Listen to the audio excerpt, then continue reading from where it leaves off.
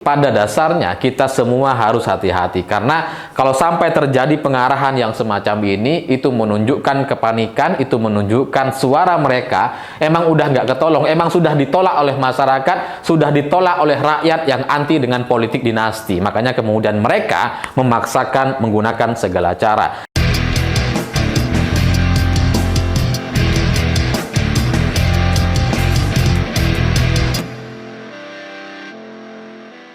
Selamat malam semuanya. Beberapa hari terakhir ini beredar viral rekaman yang bocor dari seseorang yang memberikan pengarahan atau pengerahan kepada PJ Bupati, Kapolres, Dandim atau aparat di daerah. Dan untuk lebih jelasnya, dari rekaman tersebut kita bisa memahami bahwa orang yang memberikan pengarahan atau pengarahan adalah orang yang bisa mengendalikan atau orang-orang yang secara jabatan di atas Kapolres atau PJ Bupati.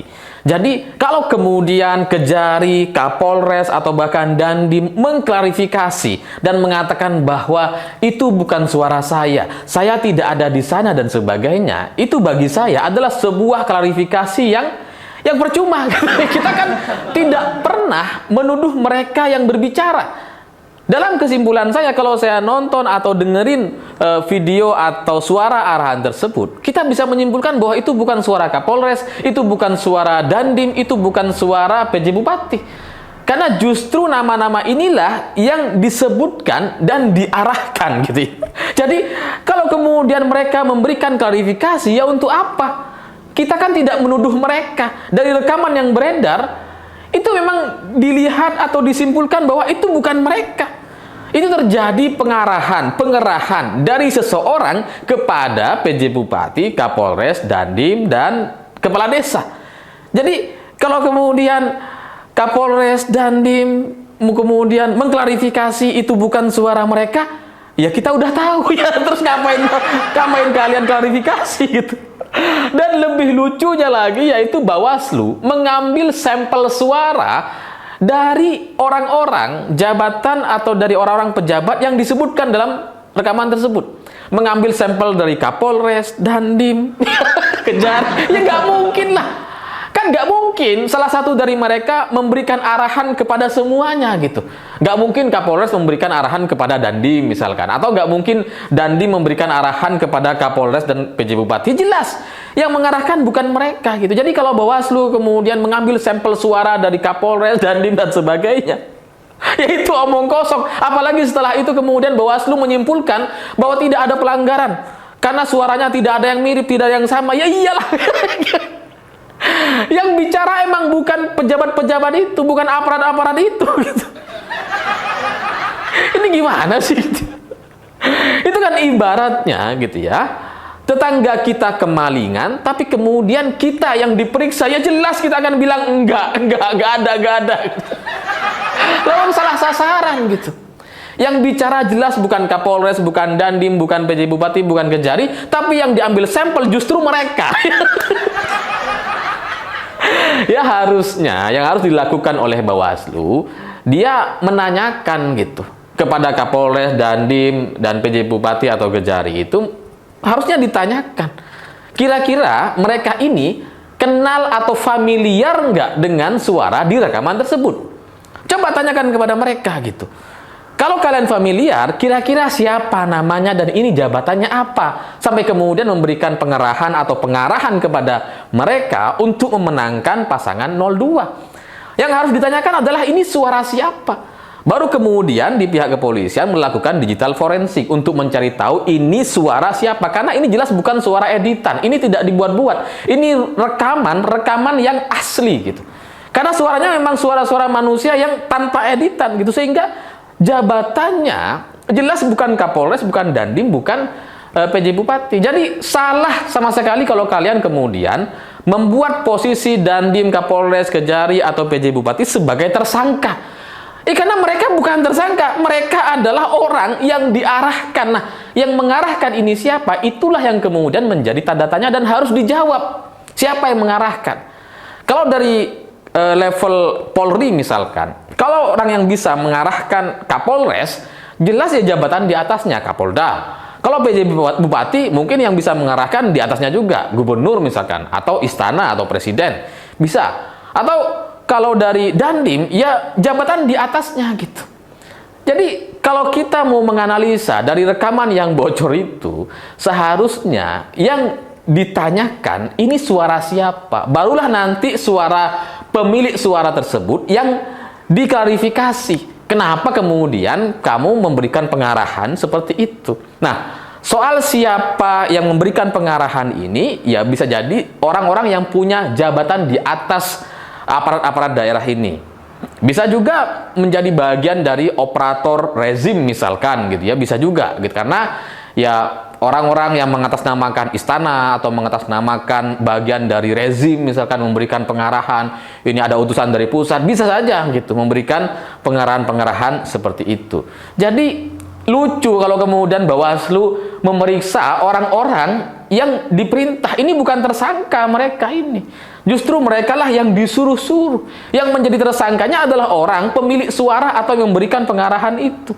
Tapi di luar itu, sebelum pertanyaan itu nantinya akan terjawab atau enggak, saya sangat salut dengan bocornya suara rekaman ini. Karena saya sangat yakin ketika rekaman ini bocor, maka semua pihak yang terlibat di sekitar mereka itu sudah tahu siapa kira-kira yang menyebarkan rekaman tersebut. Ya karena sama seperti misalkan suara dari rekaman Abu Janda yang viral gitu ya. Abu Janda dan kawan-kawannya sudah pasti tahu siapa kira-kira orang yang menyebarkannya gitu kan. Pasti sudah. Jadi ya kita pasti sudah sama-sama mengerti ketika ada rekaman bocor gitu ya.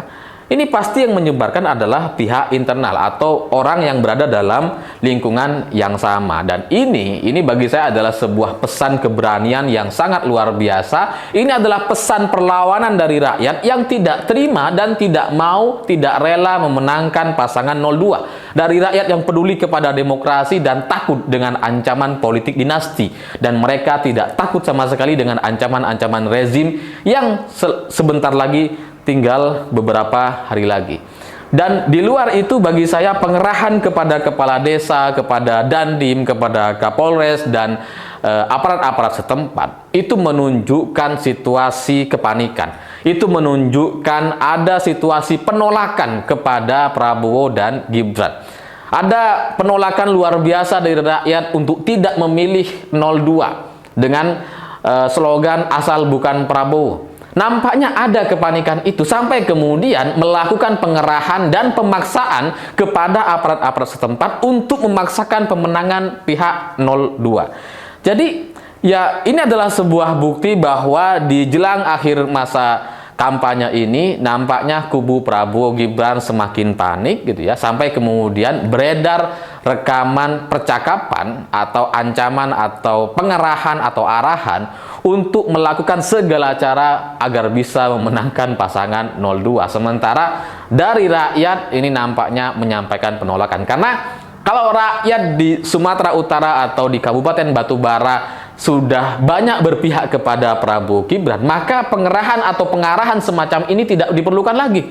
Ngapain? Kalau sudah menang kan nggak usah. Gitu kan.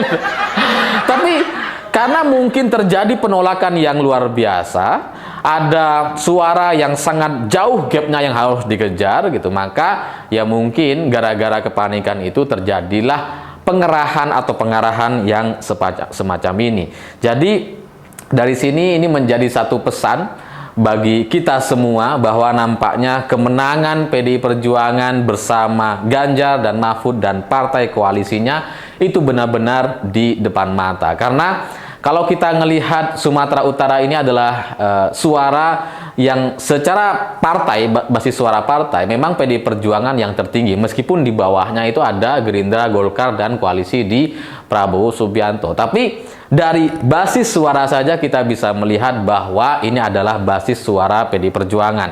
Dan mereka nampaknya solid di Sumatera Utara, solid untuk memenangkan Ganjar dan Mahfud. Makanya kemudian tingkat kesulitan atau militansi para kader, relawan, pemenangan Ganjar Mahfud itu direspon dengan pengarahan atau pemaksaan kepada aparat-aparat setempat untuk melakukan segala cara atau bahkan menggunakan dana desa untuk memenangkan pasangan 02.